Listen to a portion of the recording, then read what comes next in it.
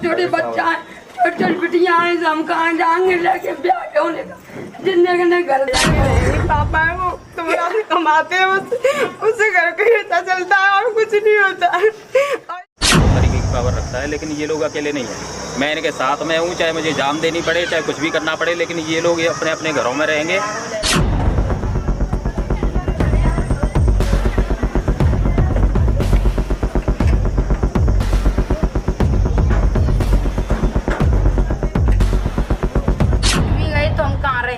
अभी तो हमारे पास इतना भी नहीं है कि हम कहीं छप्पर डाल लें या झोपड़ी डाल लें, वहीं पे रह लें। हमारे पास तो कुछ ये लोग रह रहे हैं। अगर आपको इतना लालच आ रहा है तो इन 100 परिवारों को, 100 लोगों को आप बेघर मत करो। मेरे पास में बहुत सारी ज़मीन है, इस गांव में बहुत सारी ज़मीन है। जितनी ज़मीन इन लोगों के पास में है उतनी ज़मीन मैं अपने खेत में से रजिस्ट्री करने के लिए तैयार हूँ। आपके चैनल के माध्यम से कह रहा हूँ, आप ले आओ, मैं रजिस्ट्री कर दूंगा। दिन से हमने कोई भी पानी नहीं पिया, खाना नहीं खाया, इतने दुखी हो गए।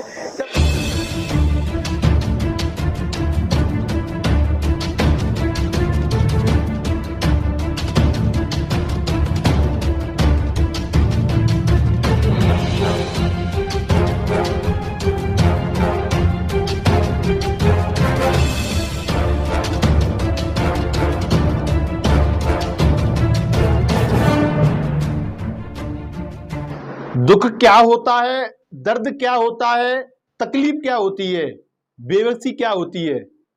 शायद ये खबर आपको हर एक शब्द का बारीकी से मतलब समझा देगी। तनिक सोचकर देखिए कि जिस घर के आंगन में आपने जन्म लिया है, आपके माता पिताओं ने अपने जीवन के अनमोल पल गुजारे हैं, वर्षों बाद अगर किसी कूट रचित षड्यंत्र के तहत एक दबंग आपसे उस घर को खाली करने की बोले तो आपको कैसा महसूस होगा।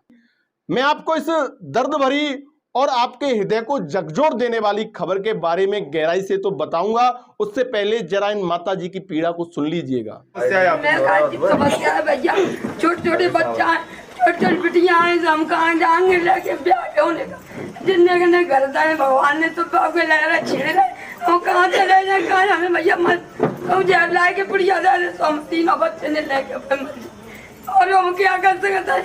हम कहते जाइए, मैं एक महीना है रोको दान पानी मैंने कुछ ना खाया, हमें पता है क्या खाए रहो, हमारे शरीर से काफी रही है, कैसे कैसे बनाए रोने ना खाए, पानी ना पियो, तो कैसे क्या करे। हम जब 3 बिटियां ने कहा लेके जाए, बेटा है 3 भी ने कहा लेके जाए। बताओ, तुम बताओ हमारी इतनी समस्या करो भैया, तो मत जाए कि हमें जहर की पुड़िया ला के दे पुलिस। कौन है, कौन आपसे बनिया है, बनिया रहते जा कमल वंशर, बनिया कमल वंशर बनिया। अब बताओ तुम हम कहाँ चले जाए, आज जो होता है 5 हुए थे भैया से करने के, पर हमारी इतनी मदद कर दो जब मकान नहीं टूट पावे, बस हमारे को जुना चाहते। कोई अगर चीख चीख कर अपनी जीवन लीला समाप्त कर लेने की बात कहे और हाथ जोड़कर न्याय की गुहार लगाए, फिर भी उसे दुत्कार मिले, तो मुझे नहीं लगता कि उससे बड़ा बेबस इंसान इस दुनिया में कोई होगा। जिन माताजी की करुण वेदना को आपने सुना है, वो कोई बनावटी बातें नहीं है, बल्कि एक बेबस महिला की करुण पुकार है। यहां तक तो फिर भी सब कुछ ठीक था, अब आप जरा इनकी पीड़ा सुनिए। 4 मोड़ियां, एक मोड़ा है 3 से कम मिलता क्या करेंगे, उनके घर टूट रहे हैं, 45 साल 40 साल तुम रह रही हो। अब बोल भैया क्या करूँ, मैं जहर की पुड़िया दे जा, उनका के सो जाऊँ, मोड़ी दे देंगे बस मैं पैसे हुआ भैया। कौन तोड़वा रहा है आपकी ओर? वही तोड़वा रही है जी, बनिया है जी, कमल बंसल। और 45 साल मेरी शादी जाएगा, मैं क्या आइए बोला हूँ क्या करूँगा, आदमी मरेगा उनका मर जाऊँगा। एक मोड़ा है 300 रुपया मिलता है, क्या कर लेंगे तुम बताओ। जहर की पुड़िया दे जा, कब कमा देंगे, सो जाएंगे। 4 बार में परेशानी है यार भैया, ने हम तो बहुत बीमार रहते हैं भैया, खाए खाए गुलाबेंगे। कब से ये परेशानी, कब से है ऐसी समस्या? जी 1.5 महीना 2 महीना मेरे घर में खाना बनता है भैया, को ना कह रहा मेरे घर में, को खाना क्यों नहीं खा रहे हैं, क्या समस्या है? वो पे इतना पैसा ना भैया कि तुरा पाल लाएंगे कि तो डाल लेंगे, अपना हो रही लेंगे, इतना पैसा ना वो पे बोला क्या करूँ मैं, बताओ तुम बता जाओ, मत जाते पैदा जा तो मत जाऊँ, भाई बच्चन का फायदा है, तो इतना तुम जानते हो, जाते आगे ना वो पकड़ उसी गन्ने जैसे है गरीब पूरी गली जैसे तुम घर बनवा घराने ले जाओ पालो को पैसा ना तो दवाई गुलाम का जिन गुलाम नहीं करने से बच्चा है क्या करूँ के तो इतना आ रही इतना कच्चू ना बोल पा तुम जय मेहनती एक मोड़ा की बस इतनी बस वो है कोर्ट कचहरी थाना चौकी क्या होते हैं शायद ही इन माताजी को पता होगा। इनके पति जिस घर में इन्हें बसाकर गए अब उसी को छीनने के लिए एक व्यापारी की कुटिल बुद्धि चल रही है। क्या समस्या है? ये बोल रहे हैं मतलब घर ये टूटेंगे तो अब ये बताओ हम कहाँ पे जाके रहेंगे। पापा है वो तुम्हारा से कमाते हैं बस उससे घर का खर्चा चलता है और कुछ नहीं होता है। और ये मोदी बोलते हैं कि 10 साल के बाद घर नहीं टूटे वो तो जाके वहाँ आवाज नहीं दे रहे तो हमारे यहाँ पे तो हमारे घर ही ले रहे हैं हम कहाँ पे जाके रहेंगे। मोदी जी बोलते हैं कि सबको फ्री योजनाएं देंगे हमें तो योजना तो मिली नहीं लेकिन हमारे घर और फूट रहे हैं हम कहाँ रहेंगे। हम वोट देते हैं हम किस लिए देते हैं किसे वोट देते हैं आप? हमने सरकार मोदी सरकार को दी और किसी नहीं है अब क्या है कुछ नहीं हमारे घर है वो भी चले जाएंगे फिर हम कहाँ रहेंगे रोड पे जाकर रहेंगे क्या। मोदी के घर जाके रहेंगे। मोदी सरकार को वोट क्यों देते हैं? इसीलिए देते हैं हमारे लिए योजना करे मोदी सरकार वो कुछ करते ही नहीं है तो क्या मदद करेंगे हम इसलिए तो देते हैं हमारी मदद करेंगे और वो तो हमें और मांगने के लिए चाह रहे हैं। क्या समस्या क्या परेशानी है?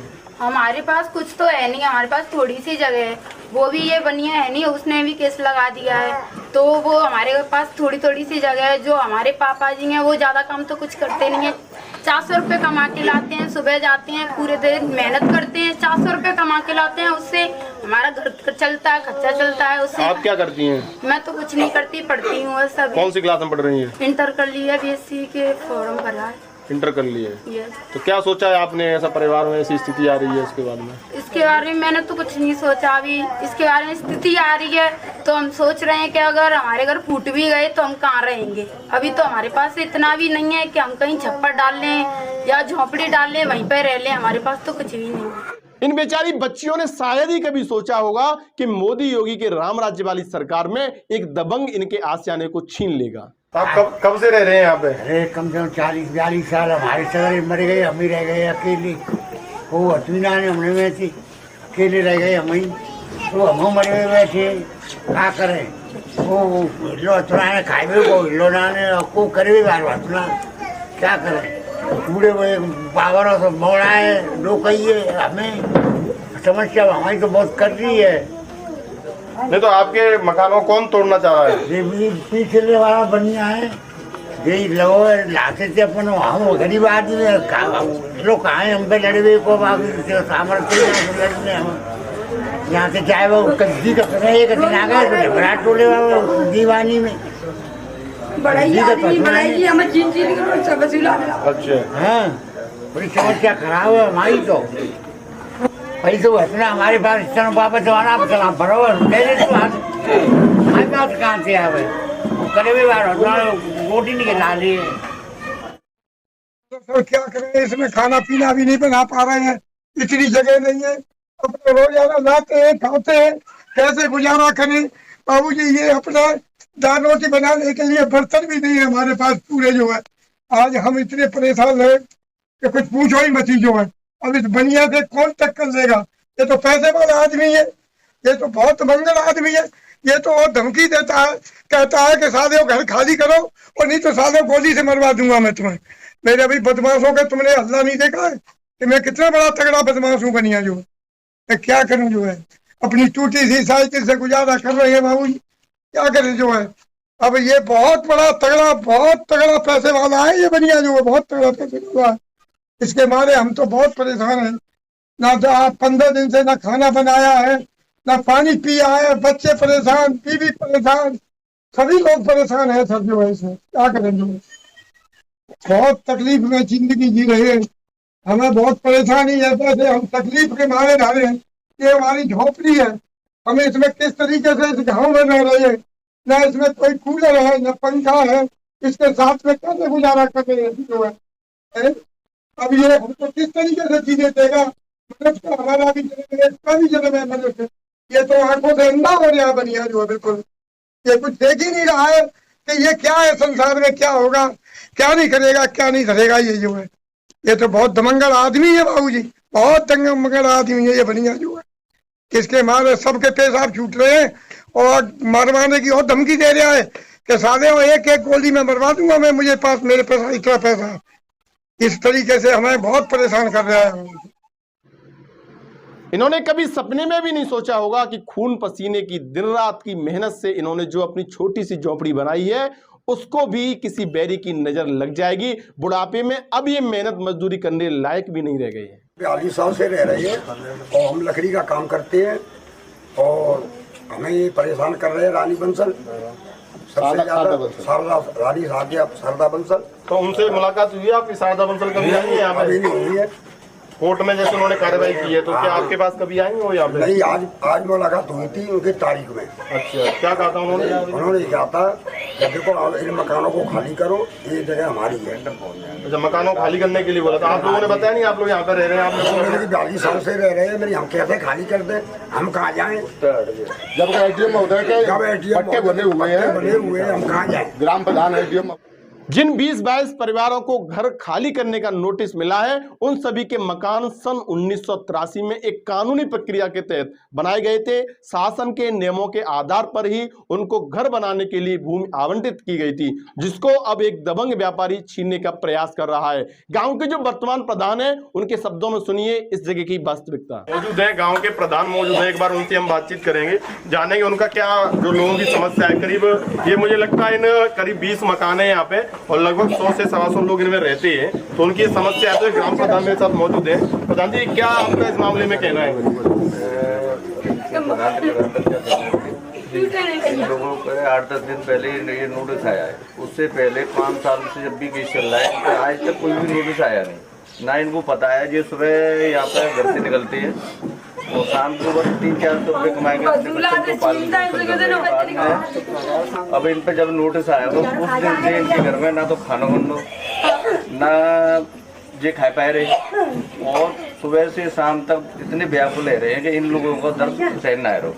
प्रधान जी, ये जो जगह है इनकी, तो इनके पास में किस प्रकार है ये जगह जब ये रह रहे हैं 40 के आसपास? जब उससे पहले सन 82 में मनीराम प्रधान जी थे जी, उन्होंने जब पट्टे काटे थे तो SDM मैडम के माध्यम से काटे, इन पर रसीद भी मौजूद। अब हम आपको इस खबर के दूसरे पहलू से रूबरू कराना चाहते हैं। अभी तक आपने देखा कि एक व्यापारी द्वारा गांव के गरीब लोगों की जमीन को हड़पने का प्रयास किया जा रहा है, उनसे मकान खाली करने की योजना बनाई जा रही है। तो वहीं दूसरी तरफ गांव के ही कुछ संपन्न लोग इनकी मदद करने के लिए खड़े हो गए, जिन्होंने इन गरीब परिवारों की मदद के लिए इतना बड़ा ऐलान कर डाला कि शायद मसीहा शब्द भी इनके लिए कम पड़ जाए। गांव की जो समस्या है, यहाँ पे करीब 20 से 22 परिवार हैं, उनको एक नोटिस प्राप्त हुआ है कि उनके जो मकान है तोड़े जाएंगे, एक व्यक्ति विशेष को उस पर कब्जा दिलवाया जाएगा।